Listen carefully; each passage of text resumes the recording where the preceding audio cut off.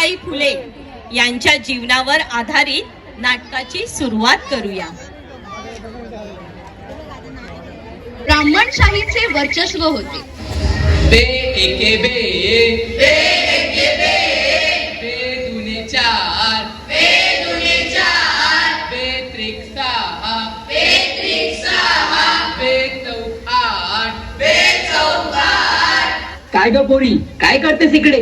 काय बघतेस? इथे तुझे काय काम आहे? काय पाहिजे तुला? चल इथून निघून जा, नाहीतर अनर्थ होईल. मला शिकायचे आहे. मला आवड वाटते. मला पण घ्या ना तुमच्या शाळेत. मी पण या मुलांसोबत शिकेन. तुला एकदा सांगितलेलं कळत नाही? निघ इकडनं.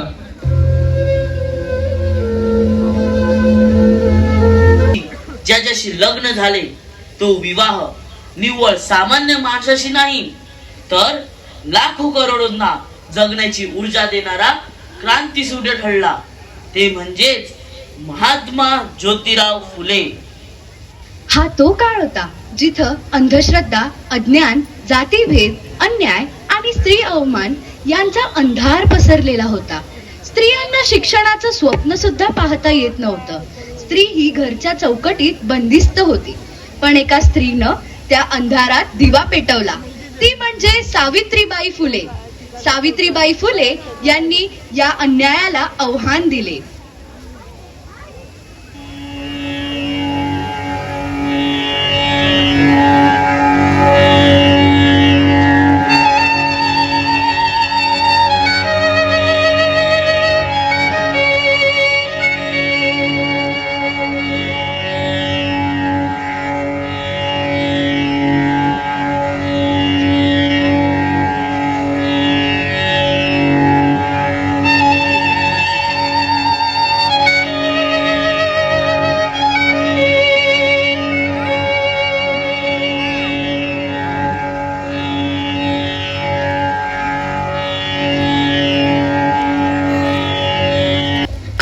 धनी, आपण एवढे विचारात का आहात? असं कुठला प्रसंग समोर येऊन टाकला? साऊ, किती अजब गोष्ट आहे ना. आपण आपले अंगण नेहमीच साफ बघणं पसंत करतो, पण समाजाला नाही. पाणी जोपर्यंत वाहत असते तोपर्यंत ते स्वच्छ असते. अशा प्रकारे वेळेनुसार आपला समाज, आपले विचार काळानुसार पुढे घेऊन गेलो नाही तर आपण पुढे जाणारच नाही. असं काय घडलंय ज्यामुळे तुम्ही एवढे विचलित झाले आहात? स्त्रियांची दुर्दशा माझ्याने बघवत नाही आणि यावर एकच उपाय आहे, तो म्हणजे विद्याप्राप्ती. साऊ, मी तुला शिकवून एक दिवा प्रज्वलित केला. या एका दिव्याने हजारो दिवे आपण प्रज्वलित करू शकत नाही का? मी स्वतः स्त्रियांना जाऊन शिकवणं शक्य नाही. तू माझ्या या निश्चयास पूर्ण करू शकशील का? साऊ, तुला शिकायचं आहे. तुला मी शिकवणार आहे. तुला ज्ञान मिळालंच पाहिजे, कारण शिक्षणाशिवाय समाज बदलणार नाही. शिक्षणाशिवाय समाजाचा उद्धार होणार नाही. स्त्री शिक्षण हीच खरी क्रांती आहे. शिक्षणाशिवाय स्त्री पुरुष समानता शक्य नाही. पण ज्योतिबा, समाज मला स्वीकारणार नाही. त्यांना हे पटणारच नाही. त्यांना राग येईल माझा. बाई शिकली की पाप समजतात अजूनही. समाज काय म्हणेल हे पाहून आपण थांबणार का? अगं, समाज बदलायचा असेल तर कोणीतरी पहिलं पाऊल टाकावं लागतं. आपण जर भीती बाळगली तर कधीच परिवर्तन होणार नाही. हो ज्योतिबा, मी शिकेन. आणि मीच नव्हे, या देशातील प्रत्येक मुलगी शिकेल. तुमचे प्रेम हेच माझ्यासाठी वचन आहे. साऊ, विचार कर. रस्ता खूप खडतर आहे. आपल्याला खूप लोकांच्या डोळ्यातील आसू पुसायची आहे. त्यांच्या डोळ्यात नवीन स्वप्नांची बाग फुलवायची आहे. त्यांना माणूस म्हणून उभं करण्यासाठी आधी त्यांना शिक्षण दिलं पाहिजे. त्यांच्या आजवरच्या दयनीय अवस्थेचं कारण म्हणजे अज्ञान. हे शिक्षणाने दूर होते हे त्यांना आधी पटवून दिले पाहिजे. उद्याचा सूर्य घडवण्यासाठी आपल्याला काम करायचे आहे. देशील मला साथ? तुमची साथ असेल तर कठीण काहीच नाही. अंधार कितीही असला तरी दिवस हा उजाडतोच. चला तर मग करूया सुरुवात.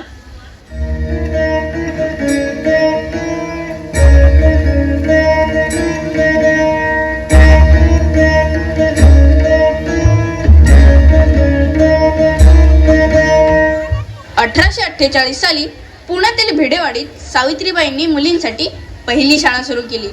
पण समाजातील अंधश्रद्धेने त्यांना खूप त्रास दिला. मार्ग खूप खडतर होता, काम जोखमीचं होतं. पण शिक्षण हे वाघिणीचं दूध आहे आणि हे लेकींना देणार हा निश्चय पक्का होता. बाहेर सणातनाची मात्र धर्म बुडला म्हणून कोल्हेकुई सुरू होती. पण सावित्री मात्र आपल्या नवऱ्याला दिलेल्या वचनाला साक्षात उतरवण्यासाठी सगळीकडे फिरत होत्या. अगं बाई, तुला लाज नाही का? मुली शिकणार म्हणे, हे पाप आहे पाप. मुली शिकणार म्हणजे देव कोपेल. बाई शाळेत गेली म्हणजे पाप आहे पाप. तू जर गावात शाळा काढलीस तर गावाच्या बाहेर काढू आम्ही तुला. चाललीये मोठी मुलींना शिकवायला. आम्ही तुला या गावात उभा पण राहायला देणार नाही. शाळेचं तर तू सोडच. अशी ही बाई आमच्या गावात राहायलाच नको. आधी हिला गावाबाहेर काढा. अगं बाई, शिकली तर घरातली कामं कोण करेल? देव रागवेल असं मी म्हणते. देव ज्ञानात आहे, अज्ञानात नाही. जर एक बाई शिकली तर ती संपूर्ण घर उजळवेल. अरे देवा, ही बाई शाळा काढते. मुली शिकणार म्हणजे जगाचा नाश होईल. बहिणी, जर मुलगी शिकली तर ती आई म्हणून, बहीण म्हणून, नागरिक म्हणून समाज उजळवेल. अंधारात राहणं आपलं कर्म नाही, आपला हक्क म्हणजे ज्ञान.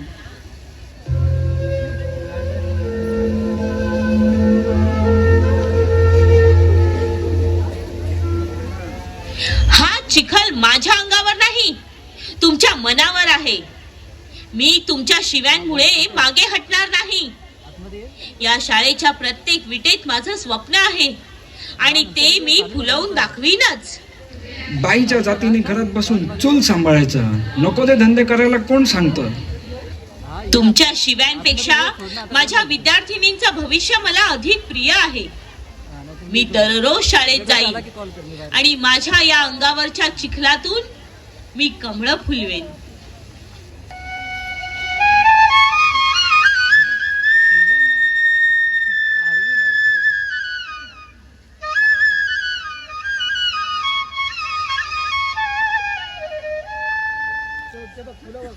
सावित्रीबाई फुले केवळ शिक्षिका नव्हत्या, त्या मातृशक्तीचं प्रतीक होत्या.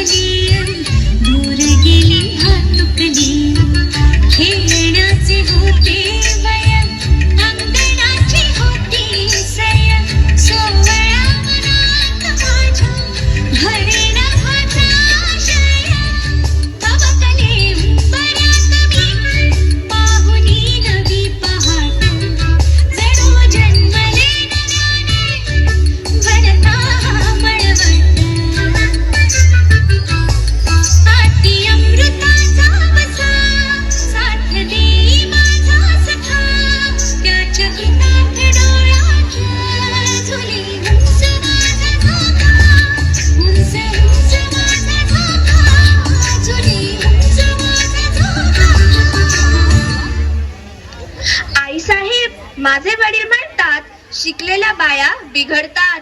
मी शाळेत आली की लोक चिडतात आणि माझ्याकडे वाईट नजरेने बघतात. मुली, लक्षात ठेव, शिक्षण म्हणजे स्वातंत्र्याचं दार. जिच्या हातात लेखणी ती कधीच गुलाम नाही. वाचा, शिका, पुढे चला. स्वतःचं भविष्य स्वतः घडवा. आई साहेब, पण लोक मला शाळेत येऊ देत नाही. ते म्हणतात शिकलेली बाई वाईट असते. नाही ग बाळा, शिकलेली बाई समाज उजळवते. शिक्षण हीच खरी पूजा आहे. आईसाहेब, तुमच्यामुळे आम्ही शाळेत येऊ शकलो. आम्हालाही शिकायचंय, मोठं व्हायचंय. तुमच्या पावलांवर पाऊल ठेवून समाजात स्वतःच्या पायावर उभं राहायचंय, स्वतःचं अस्तित्व घडवायचंय. मुलींनो, लक्षात ठेवा, जिच्या डोळ्यात स्वप्न असतात, जिच्या ओठांवर ज्ञान असतं, तिच्या पायाखाली जग असतं. म्हणूनच म्हणते, शिका, प्रगती करा आणि समाजातील प्रत्येक बाईला शिक्षणाचा हक्क द्या. साऊ, तू या देशाची दिशा बदलली आहेस. तू समाजाला नवीन पाठ दिलीस. ज्योतिबा, ही फक्त सुरुवात आहे. जोपर्यंत प्रत्येक मुलगी शिक्षित होत नाही, तोपर्यंत मी थांबणार नाही. हे फक्त माझं काम नाही ज्योतिबा, ही एक क्रांती आहे, जिच्या ठिणगीने अज्ञानाचा अंधार जाळून जाईल.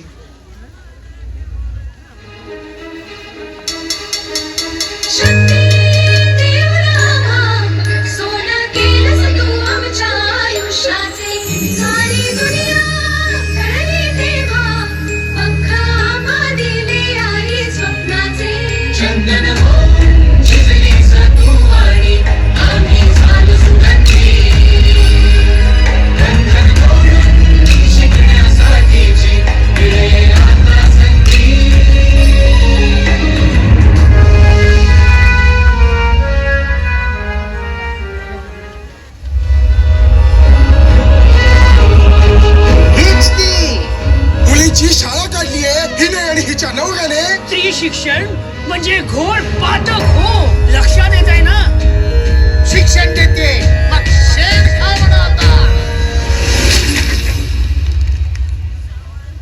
सावित्री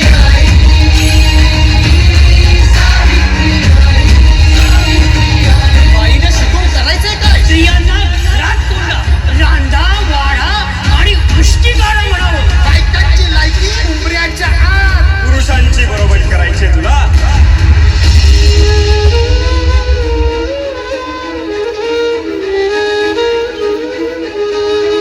सगळ्यात राई तुझी ती लढाई, स्वाभिमानी हक्कासाठी. तुझी ती अंगाई गाती दिशा दाही, क्रांती सूर्य तुझी या पाठी. सावित्री आई 1897 मध्ये प्लेगचं संकट आलं. लोक घाबरले, सर्वजण भीतीने घरात लपले. पण सावित्रीबाई मात्र आजारी लोकांच्या सेवेत उतरल्या. या देशाच्या मुलींना शिकवणं हे माझं धर्मकार्य होतं. आता या रोग्यांची सेवा हेच माझं कर्तव्य आहे. हेच माझं कर्तव्य आहे ज्योतिबा, हेच माझं कर्तव्य आहे. आपल्या आयुष्याच्या अखेरपर्यंत सावित्रीबाई समाजासाठी झटल्या. त्या स्वतः आजारी पडल्या, पण त्यांच्या कार्याने समाजात प्रकाश पसरला. त्यांचा आदर्श अमर झाला. आज सावित्रीबाई आपल्यात नाहीत, पण त्यांची शिकवण आपल्या हृदयात जिवंत आहे. शिका, संघटित व्हा, लढा, हेच त्यांचे अमर वचन आहे. तुमचे स्वप्न शिक्षित भारत आम्ही पूर्ण करू. आई साहेब, आम्ही तुमची शिकवण पुढे नेऊ. तुम्ही दाखवलेल्या मार्गावर पुढे जाऊ, समाजाचा उद्धार करू. सावित्रीबाई फुले केवळ शिक्षिका नव्हत्या, त्या स्त्री शक्तीच्या प्रतीक होत्या. त्यांनी दाखवून दिलं की शिक्षणानेच समाज बदलू शकतो. आपल्या आयुष्याच्या अखेरपर्यंत सावित्रीबाई समाजासाठी झटल्या. त्या स्वतः आजारी पडल्या, पण त्यांच्या कार्याने समाजात प्रकाश पसरला. त्यांचा आदर्श अमर झाला. सावित्रीबाईंचं जीवन म्हणजे समाजासाठी प्रज्वलित झालेला दीप. त्यांनी दाखवून दिलं, शिक्षण म्हणजे मुक्ती आणि स्त्री म्हणजे क्रांतीची दिशा. सावित्रीबाई फुले एक स्त्री, एक शक्ती, एक ज्योत, जिने दाखवून दिलं की शिक्षण म्हणजेच समाजाचा उद्धार. आज त्या नाहीत, पण त्यांचे विचार प्रत्येक विद्यार्थ्याच्या मनात जिवंत आहेत. शिका, संघटित व्हा, लढा. सावित्रीबाई फुले.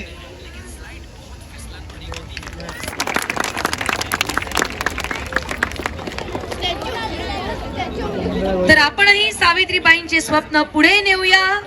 शिक्षणाने समाज घडवू.